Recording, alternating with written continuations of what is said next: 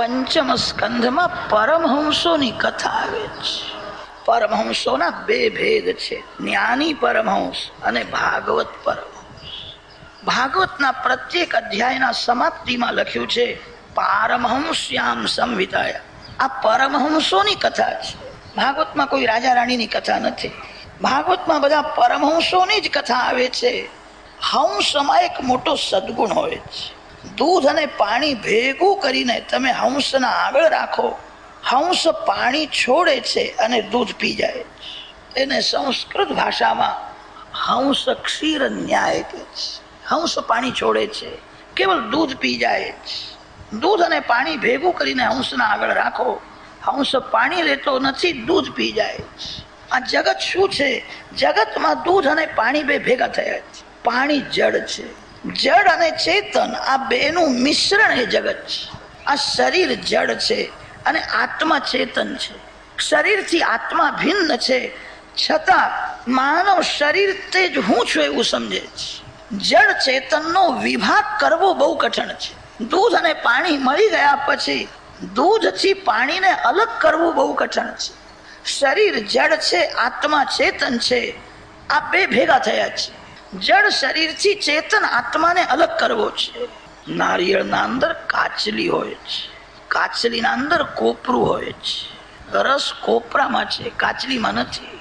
સ્વાદ કાચલીમાં નથી, કોપરામાં હોય છે. કોપરા પાક ત્યારે થાય છે કે કાચલીથી કોપરું જ્યારે અલગ થાય છે. થોડો વિચાર કરશો તો ધ્યાનમાં આવશે આ શરીર કાચલી જેવું છે અને શરીરના અંદર જે શુદ્ધ ચેતન આત્મા છે એ કોપરા જેવો છે. કાચલીમાં રસ નથી, રસ કોપરામાં છે. આત્મા રસમય છે, આ શરીરમાં રસ નથી. આ માંસ છે, હાડકાઓથી ભરેલું છે, ચામડીથી એને ઢાંકી દીધું છે. રસ કાચલીમાં નથી, રસ તો કોપરામાં છે. આ શરીર કાચલી જેવું છે.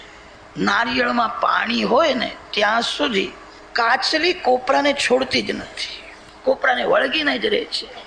સંસારનું કોઈ પણ સુખ જેને મીઠું લાગે છે એ શરીરથી આત્માને અલગ કરી શકે નહીં. નારિયેળનું પાણી સુકાઈ જાય તો કાચલી અને ગોટો બે જુદા પડે.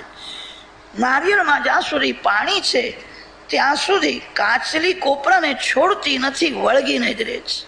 સંસારનું કોઈ પણ સુખ જેને મીઠું લાગે છે, સંસાર સુખમાં જેનું મન ફસાયેલું છે એને શરીરથી આત્મા જુદો કોઈ દિવસ દેખાતો નથી. પરમહંસ તે છે જે શરીરથી આત્માને અલગ કરે છે. હું શરીર નથી, શરીર મારું નથી, શરીરનું સુખ મારું સુખ નથી. આ તો માટીનું પૂતળું છે, શરીર માટીમાં મળવાનું છે.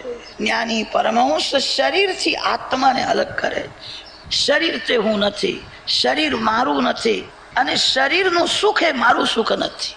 બધા જાણે છે કે આત્મા શરીરથી જુદો છે, છતાં શરીરનું સુખ જ મારું સુખ છે એવું સમજે. તમે શરીરથી ભિન્ન છો તો તમારો આનંદ પણ શરીરથી ભિન્ન છે. શરીરનું સુખ એ તમારું સુખ નથી. તમે પરમાત્માનો અંશ છો. શરીર બળી જશે, આત્માને કોઈ બાળી શકે નહીં. લાકડાના અંદર અગ્નિ હોય છે, લાકડાને કોઈ કાપે તેથી અગ્નિ કપાય નહીં. લાકડું બળી જશે, અગ્નિ બળે નહીં.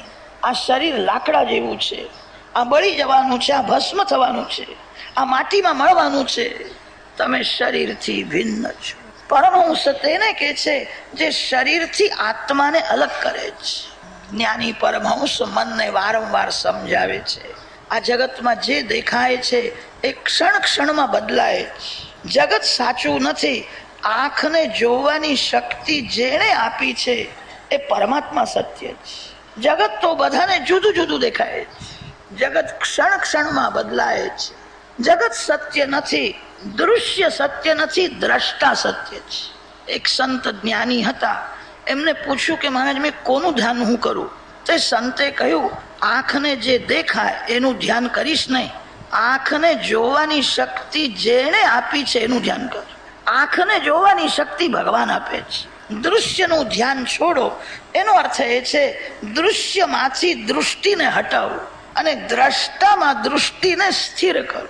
જ્ઞાની પરમહંસ જગત સત્ય નથી, જગત ક્ષણ ક્ષણમાં બદલાય છે, પરમાત્મા સત્ય છે એવું માનીને પરમાત્મા સાથે પ્રેમ કરે. જ્ઞાની પરમહંસોને પ્રભુનું જે નિરાકાર સ્વરૂપ છે, પ્રકાશમય સ્વરૂપ છે, એ સ્વરૂપ વધારે ગમે છે.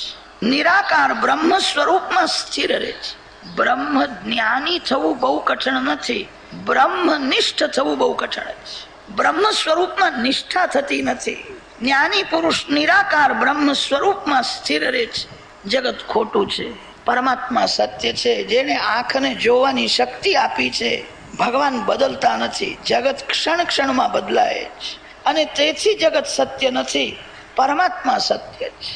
જગત સત્ય નથી એ બોલવું સહેલું છે, પણ જગત સત્ય નથી સમજવું બહુ કઠણ છે. બરાબર જેને સમજાયું છે જગત સત્ય નથી, એના જીવનમાં કોઈ દુઃખ નથી. માનવ દુઃખી કેમ થાય છે? એ જગતને સત્ય સમજે છે. કથા પૂરી થઈ, ઘરમાં જવાની તૈયારી કરી અને જોયું મારા ચપ્પલ કોઈ ઉઠાવીને લઈ ગયા છે, મારા ચંપલ દેખાતા નથી. પછી તમને કોઈ કઈ આવડે જ કથામાં સાંભળ્યું હતું જગત ખોટું છે, તો ચંપલ પણ ખોટા જ કે બધું જ્ઞાન તમારું તમારી પાસે જ રાખજો. જગત સત્ય લાગે છે. જગત સત્ય છે બરાબર માનવ સમજતો નથી અને તેથી દુઃખી થાય છે. શ્રી શંકરાચાર્ય મહારાજ પછી જે વૈષ્ણવ આચાર્યો થયા છે, ભગવાન શ્રી રામાનુજાચાર્ય સ્વામી, ભગવાન શ્રી મધ્વાચાર્યજી, ભગવાન શ્રી વલ્લભાચાર્યજી, વૈષ્ણવ આચાર્ય જગતને સત્ય માને છે. જગત સત્ય નથી એ સમજવું બહુ કઠણ.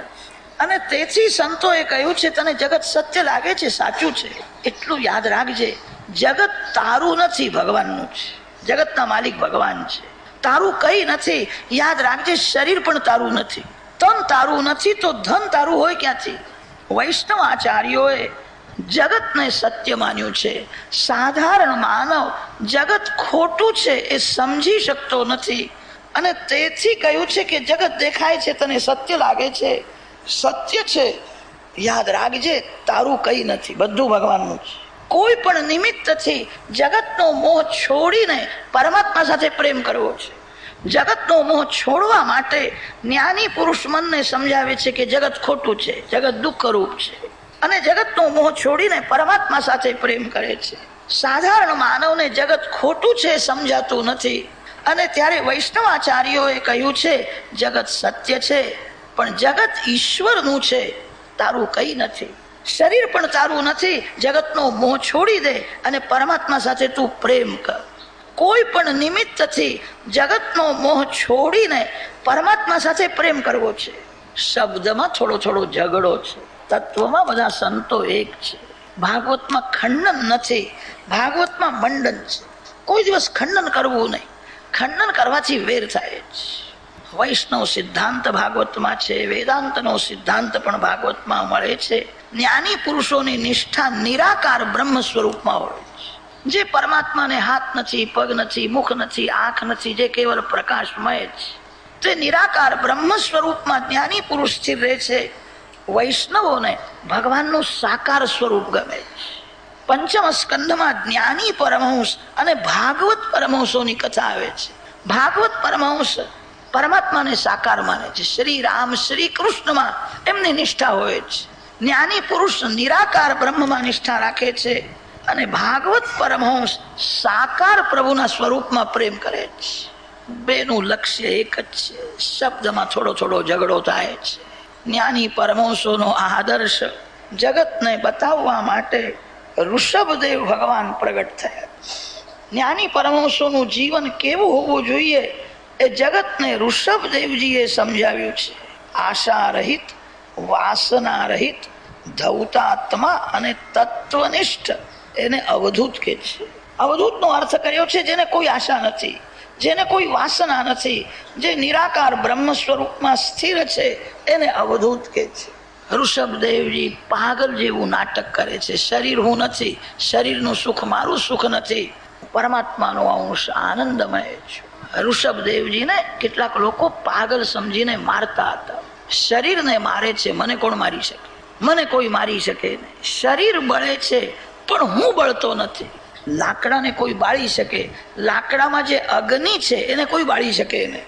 આ શરીર લાકડું છે અને હું અગ્નિ છું. એવી તત્વનિષ્ઠા સ્થિર થઈ હતી. ઋષભદેવજીનું શરીર દાવાગ્નિમાં બળે છે ત્યારે અતિ શાંત છે. હું બળતો નથી, શરીર બળે છે. હું શરીર નથી, શરીરનું સુખ દુઃખ મારું સુખ દુઃખ નથી. હું પ્રકાશમય પરમાત્માનું સ્વરૂપ છું. નિરાકાર બ્રહ્મ સ્વરૂપમાં એમની એવી નિષ્ઠા હતી. શરીરથી આત્માને અલગ કર્યો છે. બહુ કઠણ છે.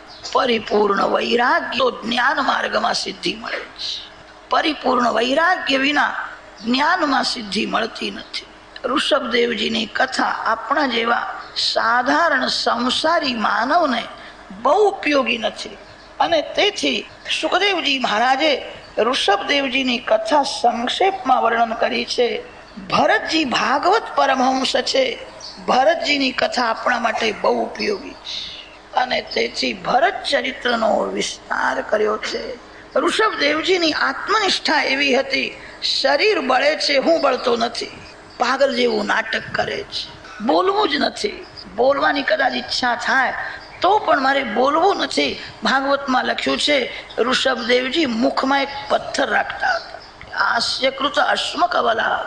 બોલવાની ઈચ્છા થાય તોય બોલવું નથી. એવી નિરાકાર બ્રહ્મ સ્વરૂપમાં એમની નિષ્ઠા હતી. ઋષભદેવજી ભગવાનના સ્વરૂપમાં લીન થયા છે. ભરતજી રાજા થયા.